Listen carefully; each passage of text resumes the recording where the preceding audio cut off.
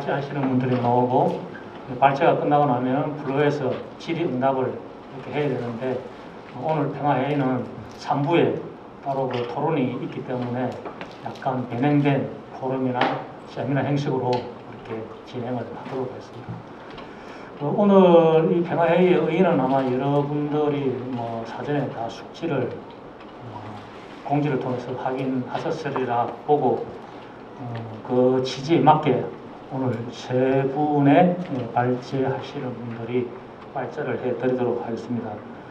오늘 발제는 한국 청년 발제는 최용대님, 그다음에 중국 발제는 최인채, 그다음에 일본 발제는 고사노 유리카님이 이렇게 순서대로 조금 전에 호명한 순서대로 이렇게 발제를 시작하도록 하겠습니다. 진행 순서는 각국의 청년들이 15분 이내에 발제를 마쳐주시고 만일에 마무리 시간이 허락된다면은 1분에서 2분 정도의 마무리 멘트 시간을 드리려고 했는데 아마 시간상 힘들 것 같으니까 최대한 발제하시는 분들은 뒤에 마무리 멘트가 없다라고 생각하시고 축약해서 이렇게 발표를 해주시면 되겠습니다. 그럼 먼저 우리 한국 청년을 대표해서 최용대 님이 발표를 하도록 하겠습니다.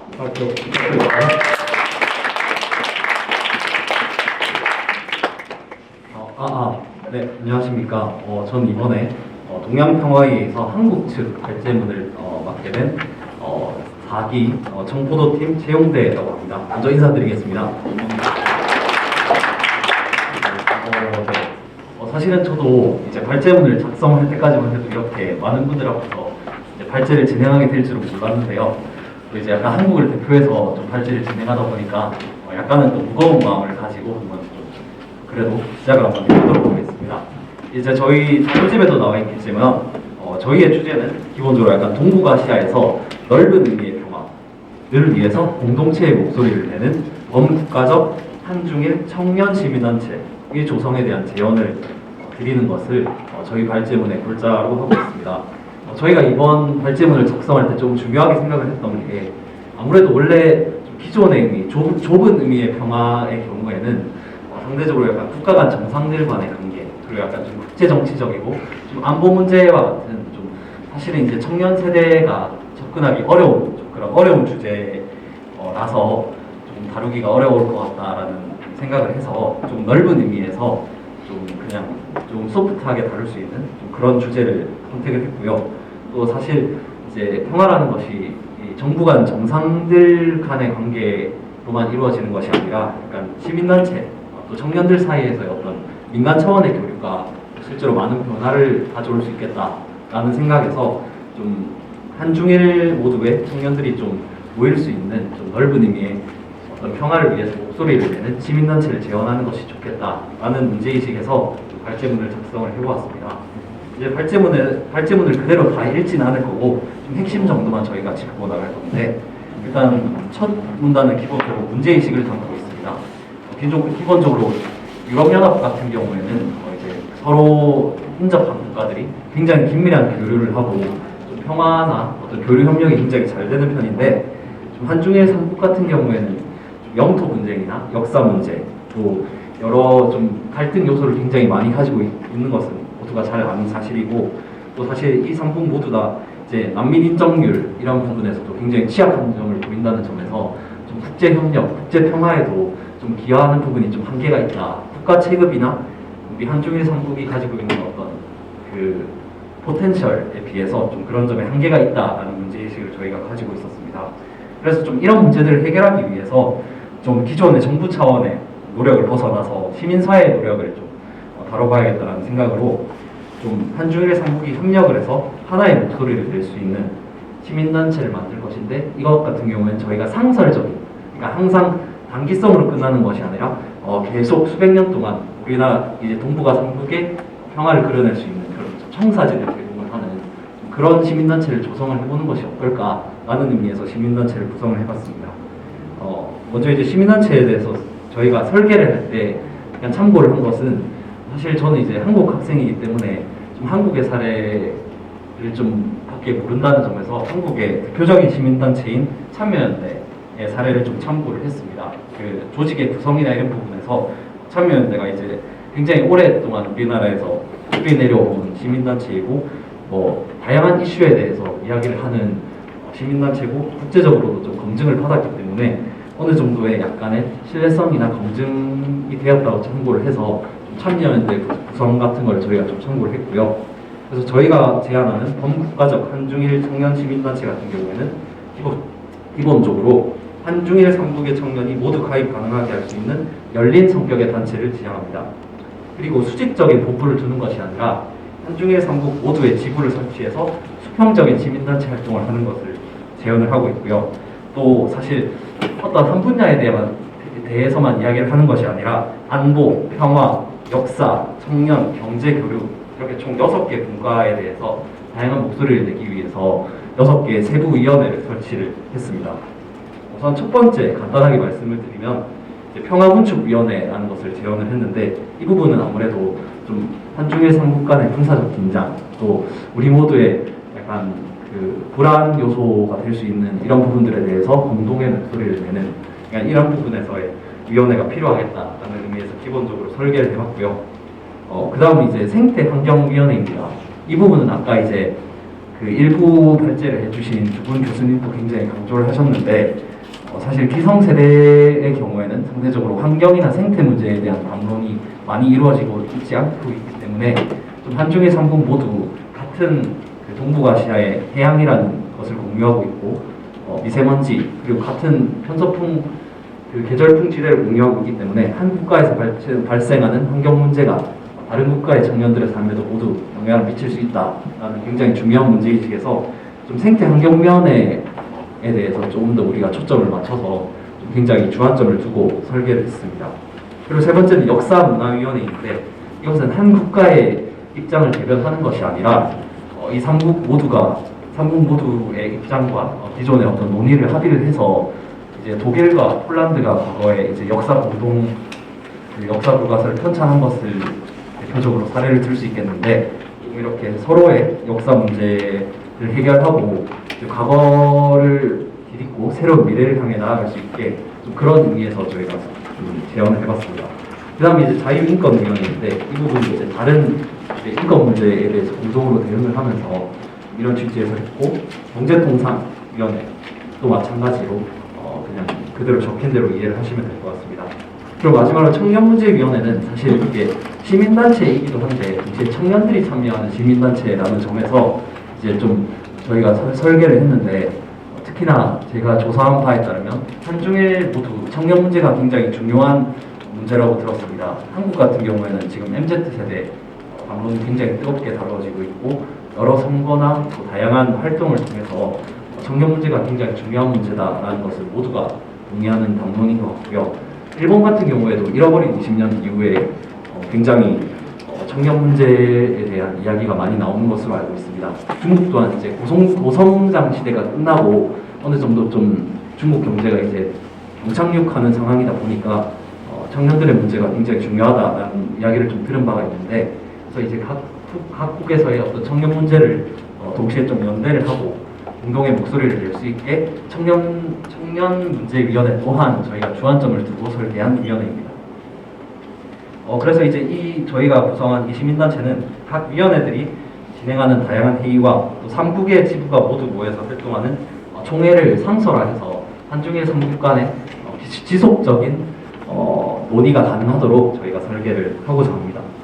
그리고 당연히 좀 한중일 모두가 대변될 수 있게 좀 민주적인 절차를 이제 회의에 구성해서 할 수 있도록 이제 설계했고요. 이제 저희가 이제 기본적으로 약간 조금 더 말씀을 드릴 게 기본적으로 시민단체 같은 경우에는 좀 기존의 정치 조직이나 이런 거에서 좀 탈출된 감이 있기 때문에 좀 비정치적일 수도 있고 기존의 어떤 좀 이익 관계에 떠나서 진실로 우리가 생각하는 지향점을 위해서 다양한 목소리를 낼 수 있다는 점에서 굉장히 큰 가치를 가질 수 있겠다라는 기대를 하고 있습니다. 그 다음에 이제 독일과 폴란드의 사례 이런 거를 저희가 좀 다뤘는데 실제로 굉장히 역사적으로 암숙관계였던 독일, 폴란드도 시민단체 또 약간 기독교 단체들 간의 상설적인 회의체 끊임없는 대화의 노력으로 인해서 결국에는 윌리 브란트 서독 총리가 폴란드에서 결국 그 유태인 희생자들에게 무릎을 꿇는 굉장히 역사적으로 의미 있는 그런 순간으로 기결되는 역사의 순간도 만든 적이 있습니다. 그래서 사실은 시민단체를 설계한다는 것이 어떻게 보면 미약한 시작일 수도 있고 또 현실주의 국제정치적인 시각에서 봤을 때 그냥 한중일 청년들이 모이는 시민단체를 만드는 것이 과연 어느 정도의 효과를 볼 수 있을까라는 어느 정도 회의 또한 분명히 존재할 수 있습니다. 하지만 분명히 역사적인 사례가 많이 존재할 수 있고 그나마 한 발자국 더 나아가기 위해서 이런 시민단체를 만드는 것이 조금의 더 나은 미래를 위해서 필요할 수 있겠다라는 좀 기대와 좀 희망을 가지고 이런 발제를 진행해 보았습니다. 네, 이상 발제 마치도록 하겠습니다. 감사합니다. 네, 발제 잘 들었습니다. 한국 청년의 그 발제의 핵심은 아마 그것 같습니다. 범국가적 한중일 청년 시민단체의 구성이고 거기에서 한까지 6개의 세부위원회까지 이렇게 제안을 해주셨는데 아주 유익하고 잘 들은 것 같습니다. 그 다음은 중국 청년 최인채님의 발제를 이어가도록 하겠습니다. 자, 부탁드릴게요. 안녕하세요. 저는 중국 발제물을 맡은 최인채라고 합니다. 저는 한중일 삼국 간 소통의 토대는 신뢰다라는 주제로 발제문을 썼습니다. 우선 저는 안중근 의사에 대한 짧은 소개를 하겠습니다. 아시아 통합으로 지구촌의 평화를 꿈꿨던 한국의 독립운동가를 알고 계시나요? 평화 공동체 설립에 대한 그의 꿈은 유럽의 평화와 번영을 위해 창설된 유럽연합보다 무려 50년이나 앞섰습니다. 아시아 공동체를 이루기 위해 동양 평화론을 설계하고 이를 위해 자신의 삶을 바친 한국의 독립운동가를 우리나라 중국 혁명의 아버지로 일컫는 순원은 이 독립운동가를 위한 추모시를 남겼습니다. 공은 사망을 듣고 이름은 만국에 떨치나니 살아 100살은 넘는 건데 죽어서 천년을 가오리다. 약한 나라 죄인이여 강한 나라 대상이라. 그래도 처지를 바꿔놓으면 또 히로부미도 죄인들이 제국주의에 맞서 자유와 평화를 위해 자신의 삶을 바친 독립운동가 바로 도마 안중근 의사입니다. 안중근 의사는 제국주의에 맞서 자유와 평화를 위해 동양 평화를 꿈꾼 인물입니다. 세상을 떠나기 직전 현장에선 안중근 의사는 한국인과 일본인 구별 없이 마음과 힘을 합해 동양 평화를 위해 기도하기를 바란다.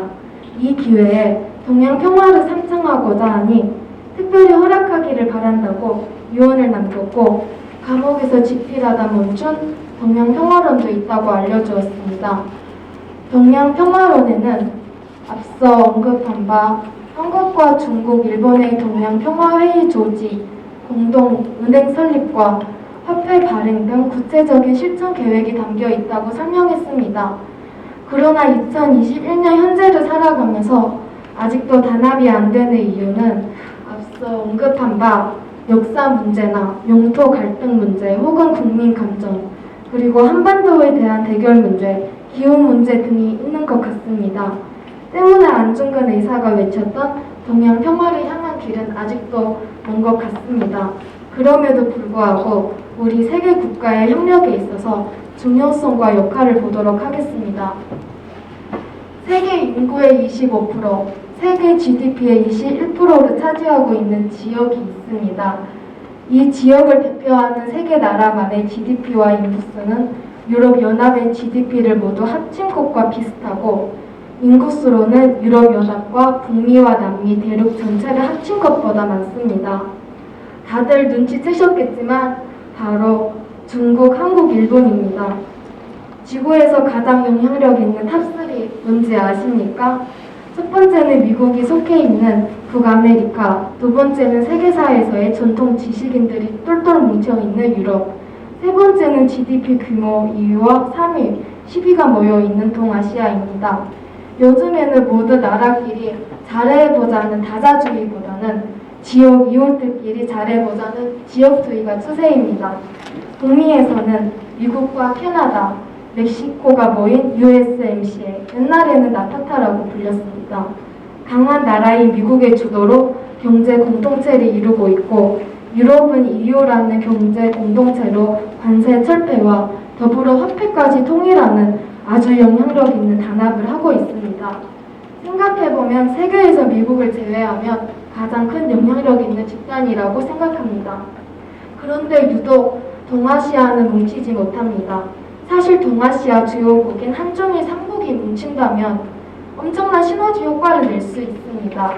대외경제정책연구원에서 한중일 FTA 체결 시 각국 GDP 효과 증가 기대 효과의 자료 조사에 따르면 일례로 한중일 3국이 북미나 유럽처럼 3국 간 FTA를 체결한다면 각국의 실질 GDP를 증가하는 현상을 볼 수 있습니다.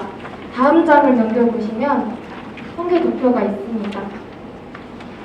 마치 유럽이 EU를 만들어서 내고 있는 시너지 효과처럼 말입니다. 그리고 한 가지 더, 한국, 중국, 일본 공통점 뭔지 아십니까? 바로 지리적으로도 가깝고 외모도 비슷하고 한자를 기반으로 언어, 젓가락을 쓰고 쌀이 주식이며 유교 문화와 불교 문화 등 비슷한 점이 많고도 많습니다. 그래서 우리는 100년 전 안중근 의사가 우리에게 남겨준 유산, 동양 평화를 위한 정신을 기억해야 할 때입니다. 그래서 저는 이제부터 21세기 버전 삼국지처럼 한중일 이해관계를 어떻게 나아갈지에 대해 알아보겠습니다. 사실 한중일은 서로에게 군사나 정치적으로는 아니더라도 경제 분야에서는 가장 중요한 사이입니다. 이론적으로는 한중일이 서로 협력해서 경제 공동체를 만들면 서로에게 막대한 이득을 가져다 줄 수 있습니다. 실제로 이 사실에 대해 각 나라는 너무 잘 알고 있지만 아직 한중일 FTA는 2012년부터 합의가 진행 중인데 2019년까지 16차 협상까지 했지만 타협점을 찾지 못하고 있는 상태입니다. 그리고 코로나19 상골 이후로 베이징에서 예정이었던 17차 협상은 잠정 보류되었습니다. 만약 한중일이 FTA를 체결하게 된다면 기본적으로 수출 시장의 문턱이 낮아지기 때문에 상대국의 내수 시장을 공략할 수 있는 기회가 생겨 막대한 이득을 가져오게 됩니다. 하지만 아직까지도 단합하지 못하는 요인은 앞서 언급한 바와 같이 역사 문제나 영토 갈등 문제 혹은 국민 감정 등 내부적 요인이 존재하기 때문입니다. 사실 가장 큰 이유는 외부적 요인인 중미 관계입니다. 아시다시피 미국과 중국은 신냉전 시대가 거론될 만큼 사이가 좋지 않습니다. 하지만 한국, 일본 입장에서는 미국이 주는 엄청난 혜택도 중요해서 이러지도 못하고 저러지도 못하는 어쩔 수 없는 상황에 놓여 있습니다. 그래서 이를 해결하기 위해서는 저는 인적 교류, 특히 사회적인 신뢰를 바탕으로 인한 인적 교류가 이루어져야 하는 데 있어 삼국 협력에 초점이 맞춰져야 한다고 생각합니다. 그래서 서로 간의 신뢰가 뿌리 깊게 자리 잡아야 한다고 생각합니다. 그렇게 함으로써 한중일 삼국에 더욱더 많은 힘을 실어줄 것이라고 생각합니다. 신뢰가 없으면 한중일 삼국의 관계를 구축해 나가기는 쉽지 않을 것입니다. 관계는 본질적으로 사회적이기 때문입니다. 우리는 한중일 삼국 관계를 위해서 어떤 협력적인 대화를 할 수 있는 그러한 문화를 발전해야 한다고 생각합니다. 그래서 저는 오늘 제가 참여하는 이런 행사 자리가 한중일 삼국의 협력을 더욱 강화하는 데 있어 중요한 행사라고 생각합니다. 이를 통해서 우리 삼국의 청년들이 우정을 쌓을 수 있고 그리고 한중일 삼국 각국에 대한 공감대를 형성할 수 있고 또 이러한 행사를 통해서 이 공감대 형성을 어떻게 하는지 어떻게 협력을 할 수 있는지 이와 같은 협력 방안에 대한 것들을 함께 배울 수 있을 거라고 생각합니다. 그래서 우정을 쌓고 문화에 대한 공감을 하고 그리고 한중일 삼국의 협력에 대한 정말 필요하다는 걸 필요성을 느낄 수 있는 기회가 되는 것입니다. 그렇기 때문에 이런 동양 평화 실현을 위한 한중일 청년들과의 커뮤니케이션을 할 수 있는 중요한 행사라고 생각합니다. 한중일 삼국은 무역 동맹이나 문화 방면 등 이런 부분에 더 많은 교류가 이루어져야 한다고 생각합니다. 국가 번영을 이루기 위한 중요 요소는 특히 신뢰가 매우 중요하다고 생각합니다. 국가 간 서로에게 믿음을 갖고 경제 활동을 할 수 있다면 다양한 거래에서 나타나는 비용이 줄어들고 예상치 못한 손해에 대비해야 할 필요성도 감소합니다. 반면 신뢰가 부족한 경우 어떤 시스템적인 측면에서 변화를 이루기가 어렵기 때문에 위험 회피 비용이 필요하기 마련입니다. 때문에 신뢰는 사람이 인적 교류가 중심이 되어서 국가 대 국가 간의 관계를 건설적으로 구축해 나아갈 수 있을 것입니다. 그러므로 우리는 100년 전 안중근 의사가 우리에게 남겨준 이산, 동양 평화를 위한 정신을 기억해야 할 때입니다. 한중의 협력을 위한 한중의 삼국의 젊은 청년들이 모여 우정을 쌓는 이런 행사와 이러한 분야에서 연구하는 한중의 삼국의 전문가들이 모여 기관을 만들어 삼국의 역량을 구축하여 실천 가능한 커뮤니티가 생긴다면 향후 미래에 전략적인 대화와 협력의 토대가 될 것이라고 생각합니다. 이것으로 저희 발표를 끝마치겠습니다.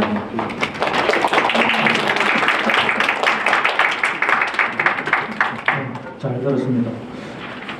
오늘 발제가 제가 처음에 생각했던 것보다 제가 여기 오기 전에 사전에 발제문을 다 읽었는데 생각했던 것보다는 약간 구체적인 방안까지 제시된 아주 긍정적인 점수를 치자면 거의 한 10점 만점에 9점 이상쯤 되는 그 정도로 되는 수준인 것 같습니다. 이게 그냥 얼핏 보면은 아무것도 안 가지만 자세히 시간 나실 때 한번 쭉 읽어보시면은 그 안에 말하고자 하는 핵심이 나올 거예요. 그래서 한 번쯤 오늘 이 자리를 벗어나더라도 여기에 가셔서 한 번쯤 읽어봐 보셨으면 합니다. 그 제인재님의 그 말씀하신 그 예발제의 그 핵심 단어는 신뢰인 것 같습니다. 신뢰가 곧 그 평화로 비결이 되고 그래서 그 안에 구체적인 방안까지 제시를 했는데 우리가 흔히 오해를 하고 있는 게 신뢰라는 게 대화나 협상을 하기 위해서 전제 조건이 신뢰가 있어야 된다라고 생각하는데 그거는 우리가 그 상식을 약간 깨뜨릴 필요가 있습니다.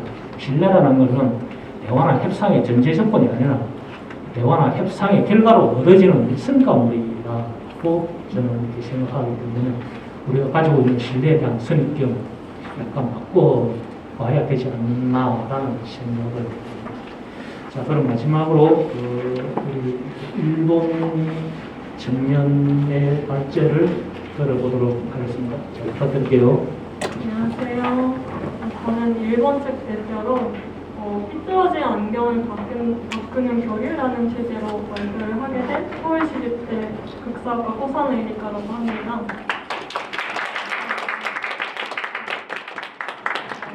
저는 일본에서 태어난 일본 사람이고요.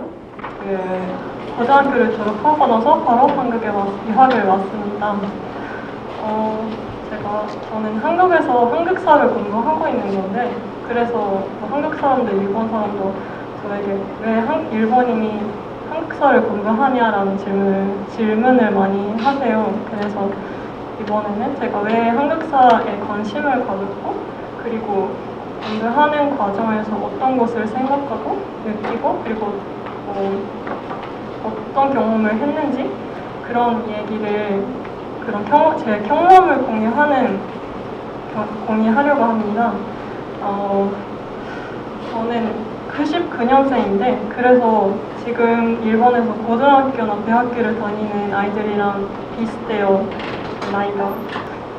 제 경험을 통해서 지금 일본의 아이들이 어떤 상황에 놓여 있고 그리고 어떤 상황에 놓여 있는지를 공유할 수 있을 것 같고 그리고 제가 한일 간의 갈등, 동북아시아의 갈등에 관심을 가지면서 이렇게 교류라는 것을 주제로 얘기를 하려고 합니다.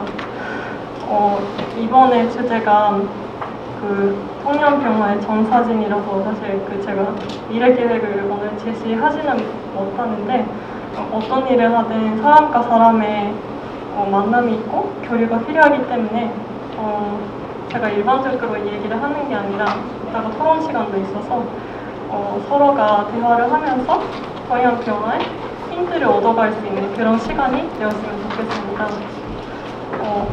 먼저 제가 한국사를 공부하고 있는 배경인데요.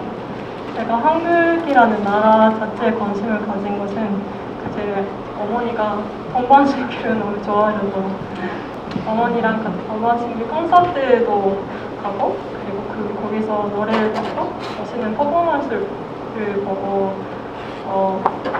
한국이라는 나라에 관심을 가졌습니다. 그리고 그때는 이게 한국이라는 나라 자체를 너무 좋아하니까 한국어 공부하는 것도 되게 재미있었고 그리고 한국 식당에 가서 한국 음식을 먹고 어른이 되면 막걸리 마셔보고 싶다 그런 생각을 하면서 고등학교 시절을 보냈는데 한국이라는 나라의 그런 문화적인 측면에만 관심을 처음에는 가지고 있었어요. 근데 그게 바뀐 계기가 있었는데 제가 고등학생이었던 2015년에 아베 신조와 박근혜 대통령의 한일 합의가 있었죠. 그때 일본에서도 많이 보도가 됐어요. 위안부라는 저는 매일 등장했고 그리고 이제 일본에서는 한일 합의를 이제 한일 간의 갈등이 해결될 것이다, 걸림돌이 해결된다 이런 식으로 보도를 했어요. 그래서 저는 중학교 때 교과서에 위안부라는 단어가 있었던 것으로 기억을 하는데 잘 배워본 적도 없고 그리고 서점이나 인터넷을 보면 혐한 그런 가짜 뉴스가 너무 써 있고 그런 상황이다 보니까 어떤 것을 믿어야 할지 몰랐어요. 그리고 아마 일본에 지금 사는 젊은 아이들도 비슷한 상황일 것 같은데 위안부라는 사람이 누구지? 어떤 사람일까? 그런 고등학생의 단순한 질문을 해결하기에 일본은 별로 좋은 환경이 아니어서서 어떻게 공부해야 되지라는 고민을 가지고 있다가 어떤 날에 제가 다녔던 고등학교 도서관에 갔더니 제가 다녔던 고등학교 도서관 직전서사에 정근 위안부라고 일본에서 위안부 연구를 하시는 요시미 요시아키라는 선생님의 책이 있었습니다.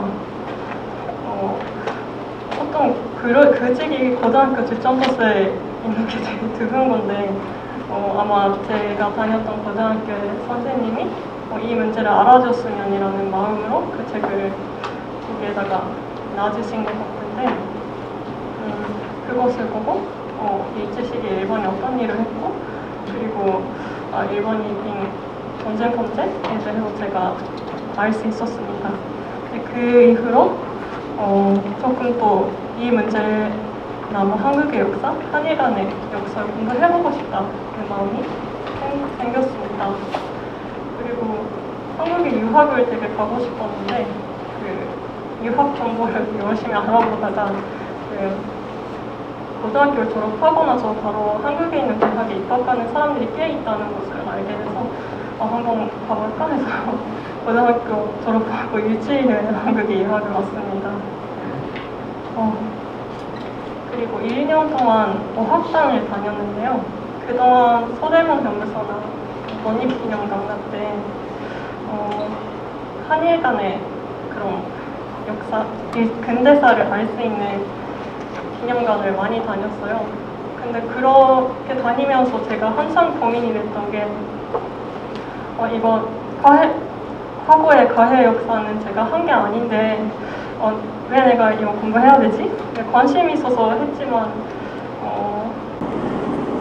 이거를 내가 해야 되는 이유를 제가 못 찾아서 그래서 그런 고민을 가지고 있다가 계속 공부를 하고 있었어요. 그러니까 저에게는 그런 한일 간의 근현대사가 단순히 옛날에 일어난 일이고 과거에 있었던 잘못은 미래를 위한 교훈일 뿐이고 그리고 과거의 역사는 저와 단절이 된 존재 그렇게 인식을 했었던 것 같습니다. 그 생각이 바뀌었던 게 한국의 민주화 운동을 공부했을 때입니다.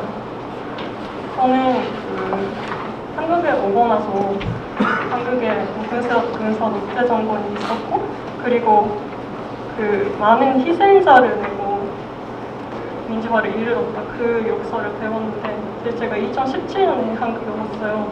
3월에 왔는데 진짜 촛불시위가 진짜 마지막 좀 다 끝날 때쯤에 왔는데 일본에서는 그곳을 약간 한국의 분들이 대선령은 게 뭔가 폭동이라도 일으키는 것처럼 보도를 해서 저는 그래서 그곳을 보면서 조금 무섭다, 감정적이다 그런 생각을 가지고 있었는데 민주화운동을 공부하고 나서 이 역사, 촛불 시위가 한국의 민주화운동의 연장선상에 있구나라는 것을 알게 되었습니다. 그때 제가 그런 시위를 보고 감정적이다, 무섭다 이런 식으로 생각을 했었던 것에 대해 되게 일반인이 가지고 있는 되게 뿌리 깊은 편견? 그것을 되게 깨달았어요. 그래서 그 일본은 아마 다들 역사 시간에 배우셨겠지만 그 조선을 시민화하는 명분으로 조선은 전체되어 있고 열대어가 이게하다 이런 편견을 만들어내는데 제 할아버지 할머니는 그런 시대를 살던 사람이고 그리고 제 부모님은 그런 할아버지 할머니 나이 세대고 그리고 저는 그런 사람들이 움직이는 사회에서 자른 아이구나라는 것을 알게 되었을 때 저는 결코 식민지주의부터 자유롭지 못하는 사람이고 과거와 역사는 단절이 되어 있는 것이 아니기 때문에 왜 제가 이 역사를 공부를 하는지에 대한 답을 나름대로의 답을 가질 수 있었던 것 같습니다. 그때 저는 되게 오만하게도 저는 그나마 일본이 뭘 했는지 알고 있고 혐한이나 넷플릭스는 저와는 전혀 관계가 정반대의 사람이다 그런 식으로 인식을 했었는데 사실 그 식민지주의라는 게 혐한이나 넷플릭스만 가지고 있는 그런 종류물이 아니고 그리고 과거의 역사가 아니고 지금의 이야기고 지금의 이야기라는 것을 깨달았습니다. 그러니까 옛날에는 저에게는 그 역사라는 게 미래를 위한 교훈일 뿐이었는데 과거의 역사와 제가 관계가 없다라는 식으로 인식을 했었다는 점에서 혐한이나 넷플릭스랑 저는 근본적인 부분에서는 그렇게 차이가 없었다. 그런 생각을 그렇게 느꼈습니다. 그래서 제가 이 경험을 통해서 느낀 것이 교류라는 게 그냥 아무렇게나 하면 오히려 편견을 강화하는 과정이 될 수 있다. 그런 생각을 하게 되었어요.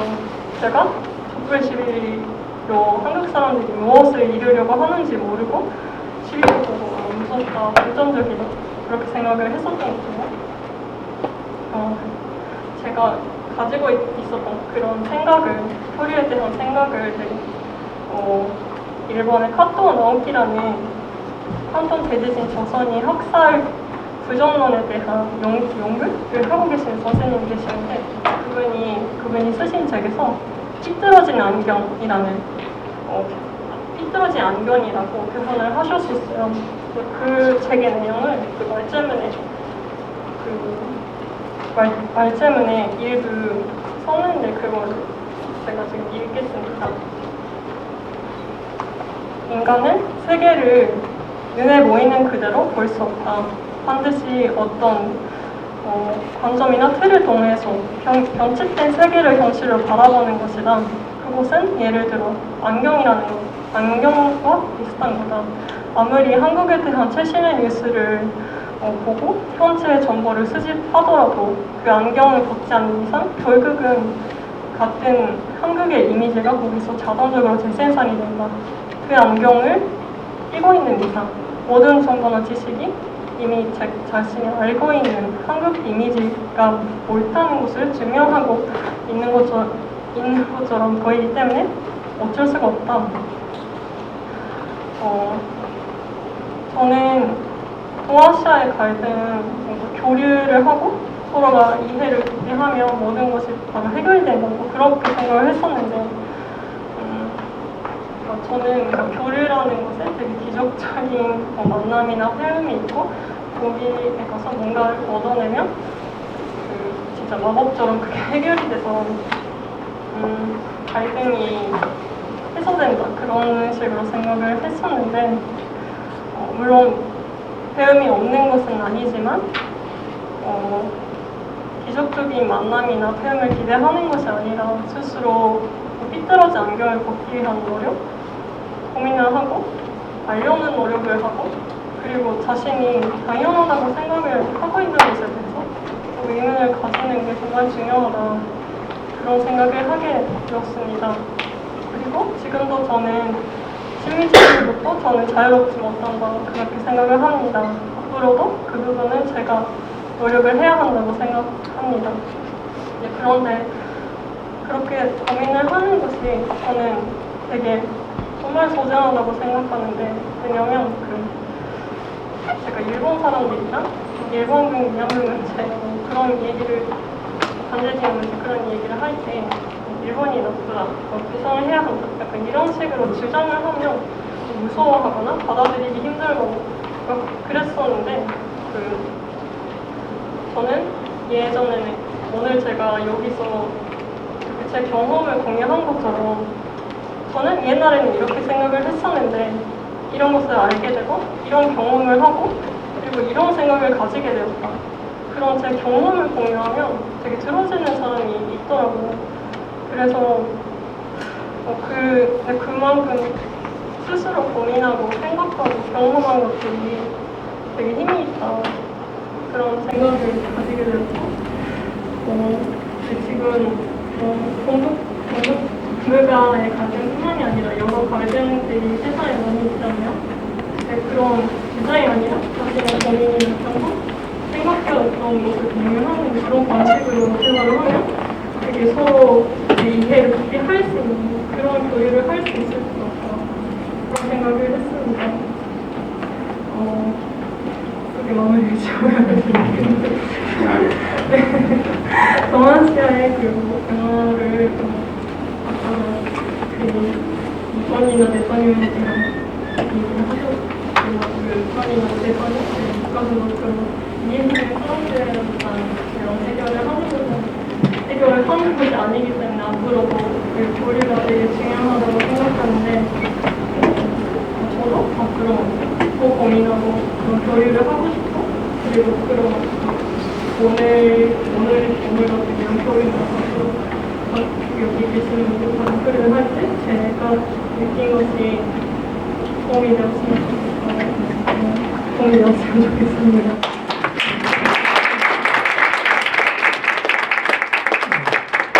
잘 들었습니다. 이게 많은 배경을 설명을 해주셨는데 고산호 유리카 학생의 그 발제의 핵심은 그런 것 같습니다.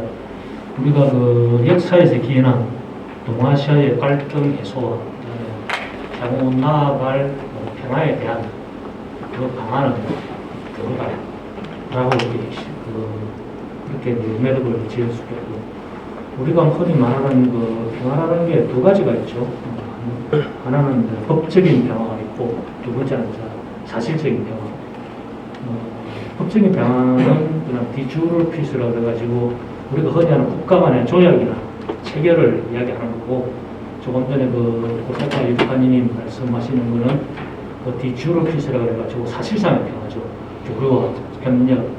아까 또 앞에 발제하신 어떤 그 커뮤니티 댄스라는 것 그런 게 아마 평화라고 말할 수 있는데 오늘 여기에서 말씀하신 그 평화는 아마 후자에 속하지 않을까. 사실상의 평화를 추구하는 동양평화회의가 주장을 하지 않나라는 진행자로서의 개인적인 내 마음대로 단정입니다. 그 세 분 발제 잘 들었고 서두에 말씀드렸다시피 시간이 되면은 1분씩이나 2분씩 마무리 발언을 드리려고 했는데 시간상 조금 힘들 것 같은데 꼭 하셔야 되겠다는 분 있으신지 그러면 제가 한 분만 1분의 시간을 드릴게요. 없으시죠? 오늘 제가 여기 버스를 타고 3시간 40분을 버스를 타고 왔는데 마지막 마무리 멘트를 아주 멋있게 하려고 생각을 하다가 결국은 잠이 들어서 깨니까 정말 도착해서 멋있는 마무리 멘트를 준비하지 못했는데 제가 그냥 그 학교에 저도 그 대학원에서 통일학을 공부를 했습니다. 그래서 통일학의 박사과정을 졸업을 하고 있는데 늘 우리 그 동문지도 교수님께서 가끔씩 하는 말이 있습니다. 그래서 제가 정확하게 내가 그 워딩을 기억을 못해가지고 어렴풋이 조금 전에 이렇게 적는다고 적었는데 오늘 동양 평화회의를 개최하게 된 게 아마 우리가 추구하는 게 평화를 위해서 이렇게 하지 않았나라는 생각이 들었는데 이 평화라는 것은 우리가 스스로 얻어지지는 않습니다. 대화나 협상을 통해서 갈등이 먼저 생겨버리면 안 생겼으면 상관이 있는데 갈등이 유발된 시점에서는 우리가 대화나 협상을 통해서 평화를 찾아와야 된다는 거죠. 그래서 우리도 지금 동아시아 또는 한반도에서는 평화에 대한 그것을 우리가 되찾아올 필요성도 있고 그러기 위해서는 여러 차례의 앞에 있었던 그런 대화나 협상을 통해서 실패한 협상에서는 우리가 교훈을 또 배워야 되고 또 성공한 협상에서는 또 우리가 그 성공한 협상에 대한 지혜를 또 해서 앞으로 동양 평화를 좀 청년들이 잘 만들어 가야 되지 않나라고 생각합니다. 오늘 발표해 주신 분께 감사드리고 마지막 3부에서 멋진 결과를 도출해 내시기를 바라겠습니다. 감사합니다. 최영계 박